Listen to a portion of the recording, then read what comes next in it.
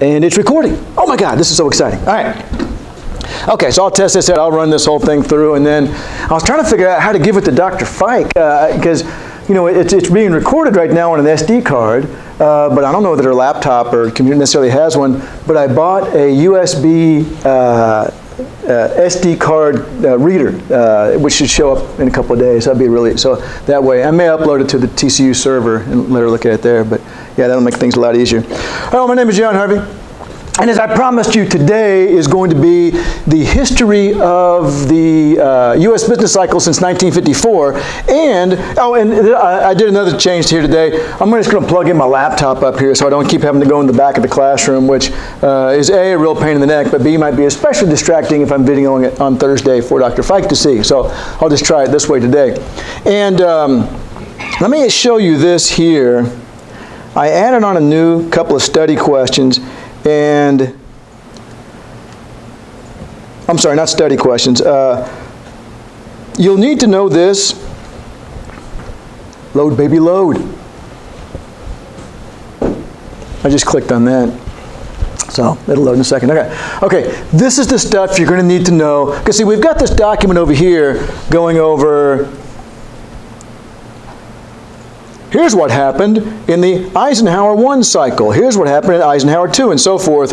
Okay, but you don't need to know all that for the test. So what I've done, and I've done like 3 or 4 revisions to this now, trying to tidy it up as much as possible, make the language consistent.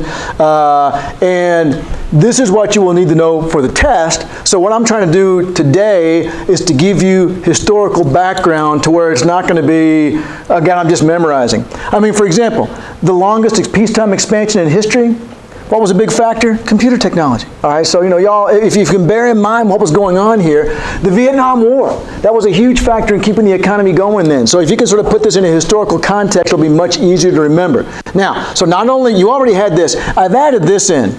If I asked you on the exam something about this, I might ask you during the Desert Storm cycle, or I might ask you to fill the whole thing in. I doubt that, but I could. But I will include, there's 2 items to remember here. There's 2 items to remember there. So that will be given to you on the test, how many items there are on each one, so that way you can, you don't have to remember that. I mean, you're sitting there figuring out, I remember one. Oh crap, there's 2 of them. And so sure enough, you can sit there and figure out what the other one was, rather than thinking, I think there was only one, and thinking you were done.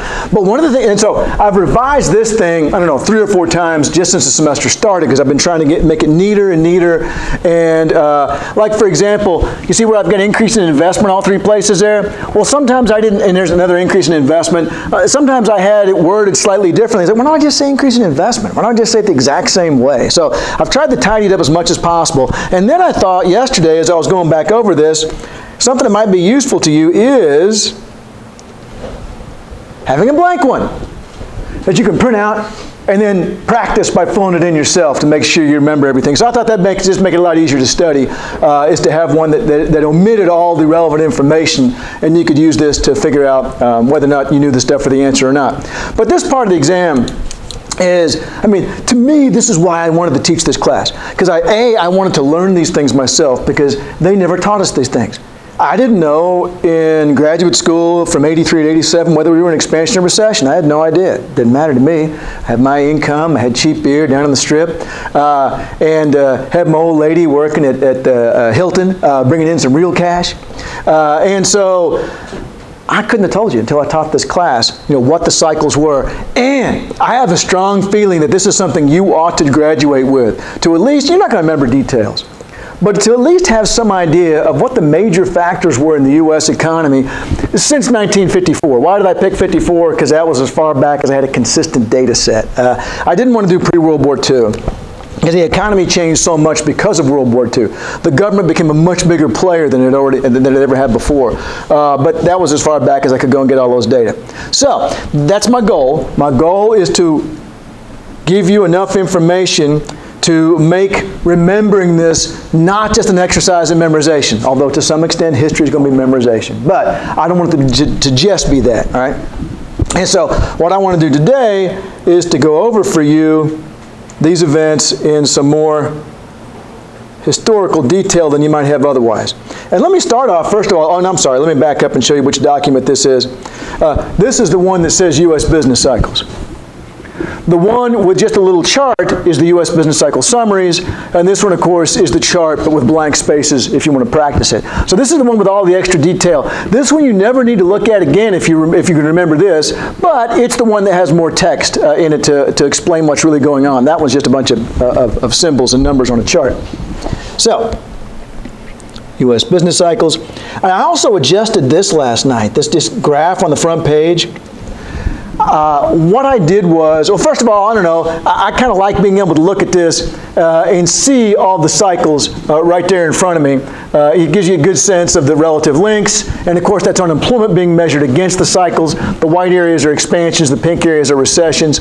And the green things are the things that were mentioned on this chart in the first column right here. What were unique or important factors in each expansion? And I went back through last night and rewrote that diagram so that it included each and every one of these. So that when you just glance at this, I think I would still use this one here for studying, but when you glance at this, you're like, okay, there was a big increase in private investment, a big increase in private investment, a lot of spending on the Vietnam War, a big increase in private investment that was largely related to inventory adjustment, a tax cut, retooling investment that took place because of the OPEC crisis and so forth. So I have theoretically included everything that's in that first column in the green. I did not try to put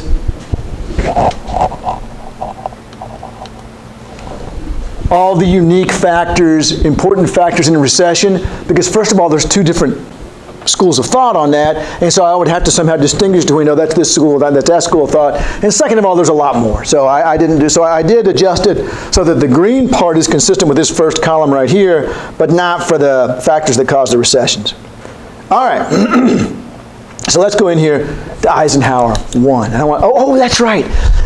When I was practicing this last night, up my spreadsheet at the same time, I wanted you to see some of these numbers. Let's see here. Oh, those are people's grades. Let's not open that. Let me go in here to recent places, perspectives in macro, data, final data, and let me slide this over a bit. Yeah, that'll work. These are all available on the web page too if you want to look at these there. But I want to show you some of these numbers as we go along, because it was kind of interesting to me last night as I was going through it. Let me see. Will Control Plus? Nope, that doesn't work. View. Anybody see a little? Oh, there it is. There it is. There it is. Okay, that's better. And I'm going to lock the titles so that it doesn't keep shifting off. Okay, View. Locked titles. Perfect. All right. Now, Eisenhower.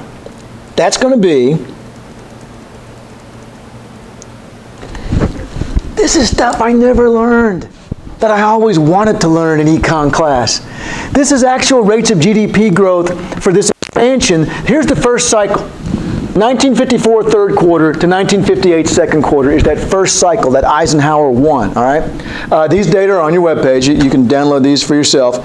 And by the way, officially, expansions and recessions are marked by how long they were in months.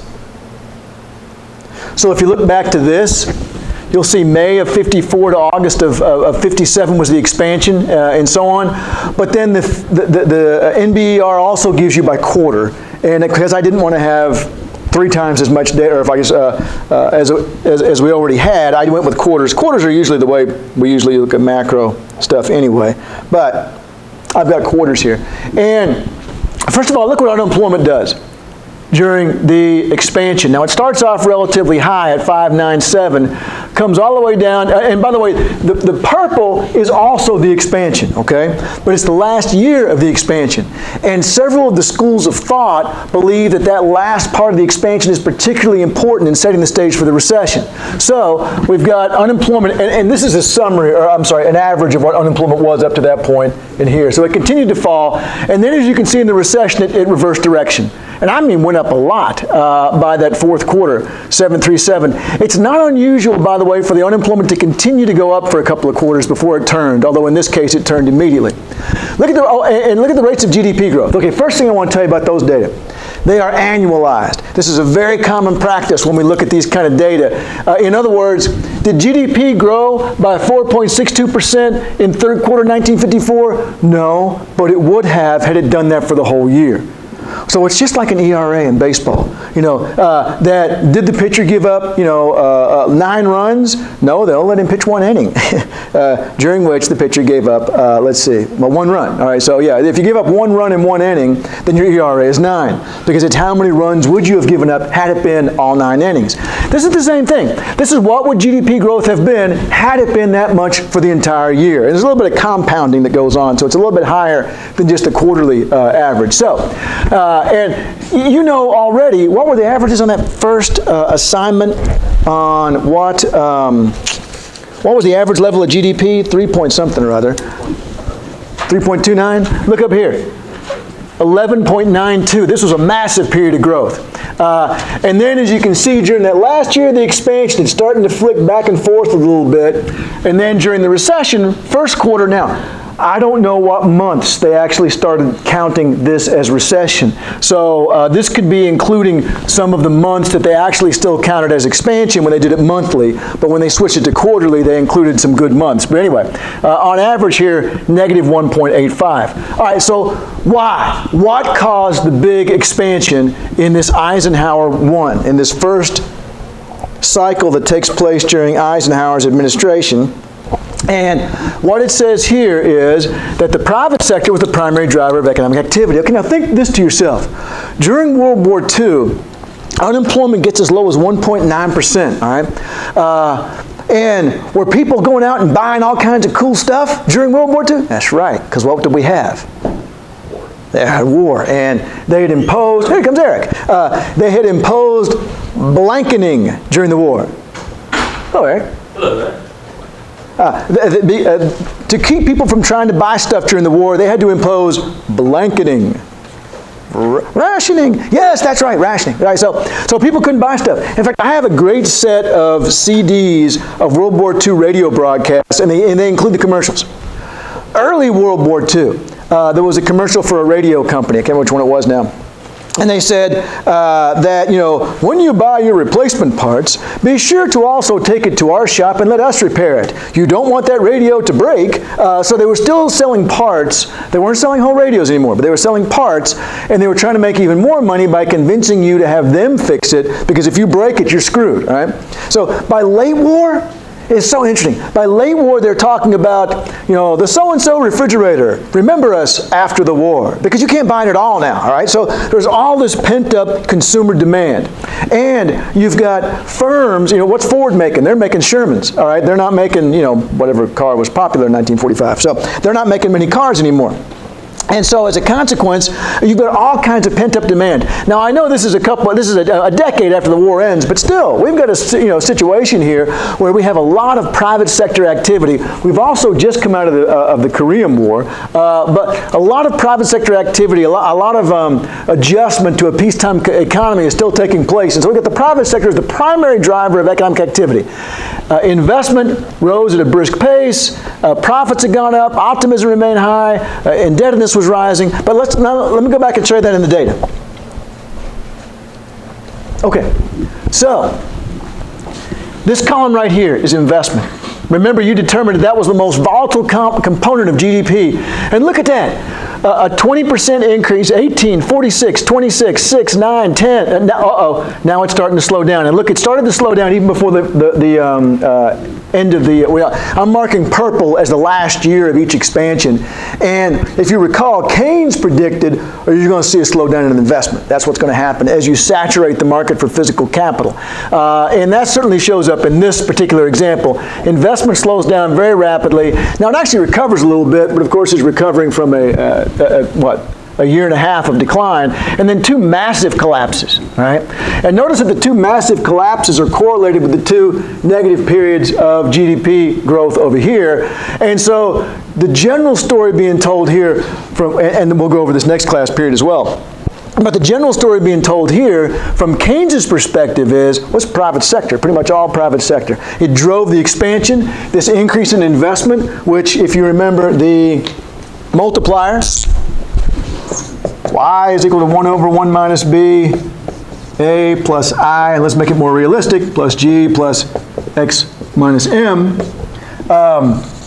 That sucker's going up, and let's see, Alex, can you see this equation? Okay, this sucker's going up and it's driving that one up. And what happened when this one went down? That one went down, all right? So that's kind of the story in that first expansion. Let me go over to that chart to show you how that was summarized.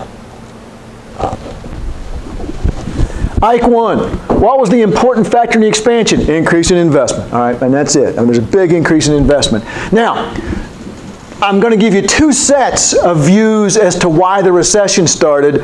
Keynes's view is going to be the market for physical capital is saturated. And note, by the way, how many of these include an up investment. The first one, second one, fourth one. This one has it, but I'll tell you why I specified it that way in a little bit. This one has it, this one has it, this one has it really, although it was relatively weak, but it still happened, all right? So almost all of them include some investment. And now glance over here and see how many of them include saturation of capital. 1, 2, 3, 4, 5, 6. 6 out of, what is it, 9, 2, 4, 6, 8, 9. And the 3 that don't include it, I think it'll be pretty easy to remember which ones they were when we get started. But Keynes is going to say, this is what happened. They saturated the market for physical capital. That what took place was they got as many factories built as they want to build. And then they cut back and the economy contracted. All right, so there's one reason. They're both going to toss in on the reason for the expansion. And that's not always true, but I simplified it by assuming that everyone's always going to sort of agree on the expansion. But after all, that's never really the area for the disagreement. The disagreement's over the recession. And what's the exogenous view going to be? And note down here, the exogenous view is primarily going to be the neoclassical Keynesian. It could also be these two as well, but I'm thinking primarily neoclassical Keynesian. And they're always thinking external shock, right? That's what exogenous means. And they're going to say, hey, the Fed increased interest rates and government spending was cut back. Let's have a look. I may have to share. Oh, and by the way, again, you can download this. It's all on the web page. And I tried to put a column heading on each one. These are two columns that are going to be important to the Keynesians. This column is going to be important to the monetarists, and so on, like that. It's not. I had to simplify stuff. But roughly speaking, this is the government budget in this column right here. And a negative number is going to be stimulative because a negative number is a deficit, all right? And a positive number is a surplus. And so the Keynesian argument is going to be, well, look, we went from deficit to surplus. And actually, there's some evidence of that here, all right? That indeed, now once we went into the recession, things turn the other direction. But I'm going to talk about that in the next class period. But indeed, there may be something to be said for the Keynesian argument here in that, hey, we're in deficit back in 1954, and so we're stimulating the macroeconomy. After that, we're taxing more than we're spending, right? And so if you're taxing more than you're spending, it's going to be contractionary. What about interest rates? Well, actually, interest rates are, and these are in real terms. It is subtracting the federal fund. It's the federal fund's interest rate minus the rate of inflation. That's also a simplification because really and truly, the real rate of interest is actually the rate of interest minus the expected inflation. And we don't know what expected inflation is. So I use the actual rate of inflation here. But as you can see, in real terms, in this column right here, actually interest rates are coming down. So it's not entirely evident that that part of their argument's holding up too well, but the budget part's not too bad, right? So there's the first one. There's Eisenhower, the very first cycle since 1954. And let's see what it says on explanation down here. Exogenous, high interest rates, reduced and reduced government spending lowered. I should take out the first reduced there. Lowered demand. And then what was the endogenous cycle view? The saturation of the market for physical capital. The rising indebtedness I don't end up putting on the chart later as something to remember, but definitely the saturation of the market for physical capital. And then I did a quick search for all of these recessions, and I was so lucky on this one. There was actually a huge headline all about specifically Eisenhower talking about this big recession. Apparently it was big news back then. So this is the Los Angeles Times from March 9th, 1958. And as you can see, actually the recession's almost over. Well, look, April 58, the recession's going to be over. Of course, they don't know that at the time. Later on, by the way, this one here, I found a Time magazine thing. Yeah, how bad is it? Well, the recession was already over. But they didn't know it yet. I mean, because the National Bureau of Economic Research is the group that determines whether or not it's over or not, and they hadn't come to that conclusion yet. So this was indeed... It was from 1992, and they were like photoshopping a guy from the 90s into a bread line or soup line. Right, from the Great Depression. Exactly. All right, so we get Ike 2 now, okay? And this second cycle here is, if you notice, it's not a real, it's only like 2 years long, the expansion. Let's go over here and look at it. Let's see, I guess I'll need to, oh, no. So they already had the basic macroeconomic picture that we're like taught in class now, because it's like, well, you know, what do you do to combat this? I want to just spend a bunch of money. Yes. The purpose of. Very much so. In fact, probably even more so back then. In that immediate post-war period, people were very, very neoclassical Keynesian. And so it was all about government spending. And notice this next expansion is not very long. Remember, the purple parts are also expansions, but it's the last year. And the endogenous people think that there's something unique that happens in the last year. So, look, it's not a real long expansion. Technically, it's 24 months. We've only got 7 quarters here, because again, when you translate the quarters into and months and vice versa, the NBER doesn't, you don't end up with exactly the same number. But let's see what we got in unemployment. Well, unemployment was 7.3. It didn't come, I mean, it's still relatively high compared to what it had been before this. I mean, look at the previous expansion. So the unemployment's not great, and it does get a lot worse. And what I was saying on the last one, that sometimes it'll continue to get worse after the recession's over, and it did at least for 1 quarter here, although then it turned back around. GDP rates of growth, though, were really strong in 1958, those first 2 quarters of expansion, and in 1959. Look, there's a sort of a mixed year here. GDP is actually still growing pretty well, though, in this period, all right? Now we get a negative down here on average, but it's not as bad as it was before. Before it went from 5.12 to 2.02. Here we've got 897 to 503. So what caused this one? Well, let's go back and look at the description. See, I'm also convinced that a lot of our majors end up in the financial industry. And these are the kind of things that you like to have some experience at, you know, understanding what's happened in the past. These are all very important factors in the financial industry. Okay, like the previous cycle, this one was witnessed, oh crap, I gotta fix that one too. Witness driven by fluctuations in investment, real government spending barely changed, although interest rates did move more significantly than they did in the previous one, all right? Now, what do they think happened? Rising interest rates reduced spending. What do they think happened? Market for physical capital was saturated again. So let's go back and look. Oh, and by the way, let me show you this. So let's look at the summary then.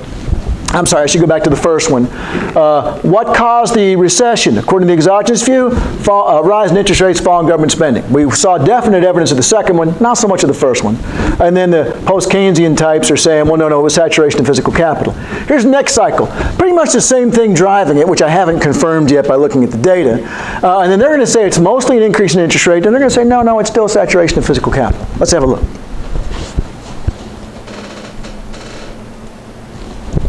All right, so let's look first at investment, which is this column here. And man, oh man, look at how much this number will vary. Negative 27 a year ago, now it's positive 34, positive 38%. Now again, these are annualized, so it's a little bit bigger than it would be if we just did that quarter. But that's the way we measure this, is like it's a pitcher's ERA.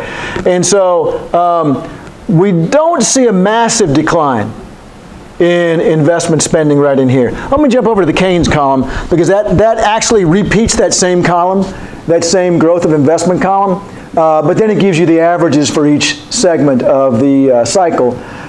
Investment was rising by 32% on average in the first part of the expansion. Then it's still rising, but it's only rising, which is different than the previous cycle. It had gone up by 14, but then it actually fell in the last year of the expansion.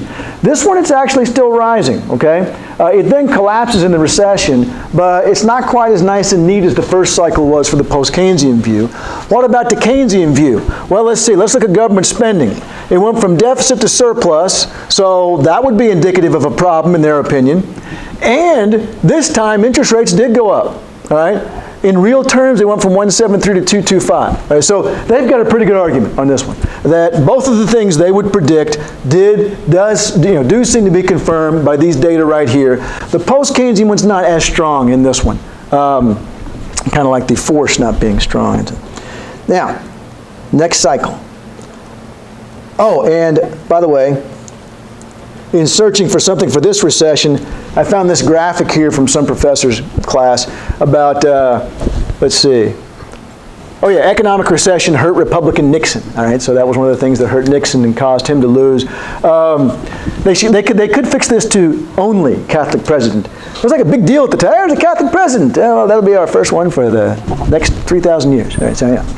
I mean, there was. I mean, it was like that he would end up sort of giving the country over to the Pope, and that the Catholics are storing weapons underneath the churches for the big uprising, which is true, by the way, because I went to 12 years of Catholic school, so I do happen to know that part's true. But not because of this. All right, so anyway. All right, now we're going to have a long expansion. Check out these data.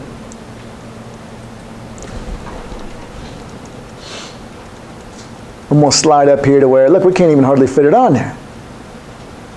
You know, there's the previous recession, which is about a year. Now I've got this long expansion. Remember, purple is still expansion.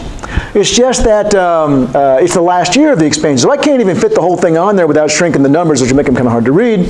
And one of the reasons for this really long expansion, okay, check out the growth and investment.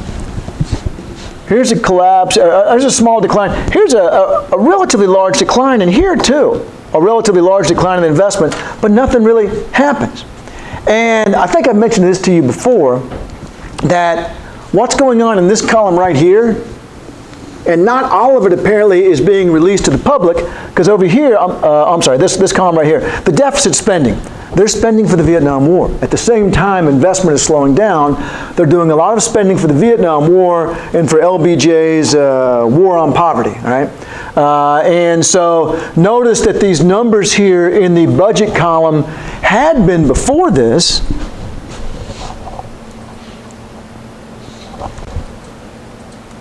Okay. There's some negatives there, but there's some positives in here. Look, these are surpluses all the way through here. Economic surplus, a couple of surpluses here during the recession, and one right there at the end of the expansion. Well, we got nothing but deficits now. There's a couple of positive numbers. There's one there. But for the most part, and of a larger magnitude than you had seen before too. So we've got a lot of deficit spending, which theoretically caused this expansion to be much longer. This expansion was longer than the previous three added together, as I recall.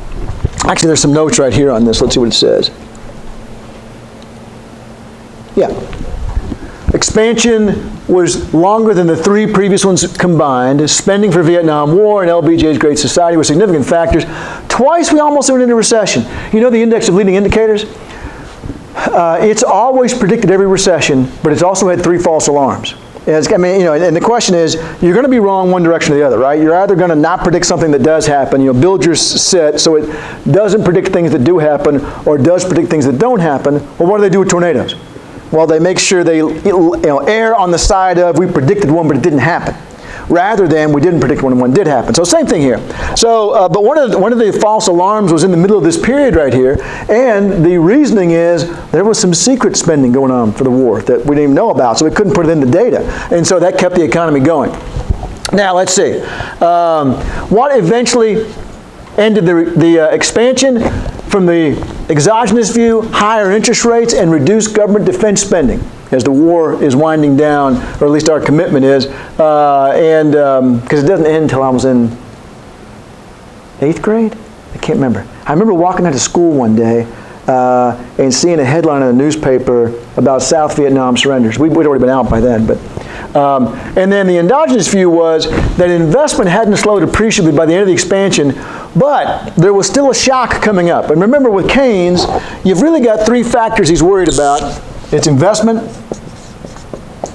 profits, and expectations. And what happens is, when this falls, it tends to lower that, but these don't fall at the end of the expansion. And so you have this shock of, I expected things to be a lot better than this, and so, oh my God, let's stop investing. So this contrast between the continued optimistic expectations and the falling profits end up causing a decline that puts the economy into recession. Now, this didn't happen in this cycle, as you'll see. Let me show you. Oops. Investment. Growth of investment right here. All right, you see investment, as I showed you before, there were a couple of times already, and this is when they gave the false alarm. I mean, look at that. Within the course of 5 quarters, 4 of them were negative. So very likely had it not been for the Vietnam War spending, which, as you notice here, goes all the way up to negative 71 and negative 80. During those same 5 negative quarters for investment, actually the negatives, of course, in the government column are expansionary, and the government actually ends up spending quite a bit more, and that, again, theoretically is what offset the recession. But then look at this. Investment really doesn't fall off in a way that we might normally expect a recession to take place. Now, the average investment throughout this previous period was 8.93. It was actually marginally higher during this. But then, what we do have instead is, this is what, okay, remember the Purchasing Managers Index, if it's 50 or over, or if it's over 50, purchasing managers are still expecting the economy to do better. And it was 55 in, what we're on here, 3rd quarter 1969, when John Harvey is 8 years old and in 1st grade. 2nd grade, I can't remember. They're still expecting the economy to improve. What actually happened? Profits over that last 5 quarters, actually, if you look over the last 7 quarters, for 6 of them, profits declined. And so here is your shock, all right, is what the post-Keynesian argument is, that, oh my God, we had no idea. We thought that things were going to go even better, and they keep getting worse and worse. And so then that does lead us to negative rates of investment over here. Now, what could have possibly caused the falling profits? Well, the government budget actually, when we do Koleski before exam 3, it's not just investment that creates profits. Government spending and exports also create profits. But we left that out of the post-Keynesian model, A, because it didn't come up that much for the United States, and B, because it would have made it a lot more complicated. So, let me go back to the description. Okay. They're going to say it's higher interest rates and reduced government spending. They're going to say the problem was the shock between expectations and actual profits, which really are being driven by the falling government spending. Let's see if the exogenous view has any support for this. You've got, indeed, they're still spending in deficit, but much lower than they had for those previous quarters. I mean, for this entire period here, which is what, 61 to 68, so it's around 7 years. That was the average government surplus, i.e., therefore it was a deficit because it's negative, much smaller. So they've got good support for that part of their argument there. What about interest rates? Are interest rates going up? Yeah, some. And so it's certainly not inconsistent. Now, again, the post-Keynesian view doesn't have the changing investment, but it does have the contrast between the expectations of profits and actual profits. So that was a really long, huge expansion, during which, yeah. See, my dad worked at a grocery store then.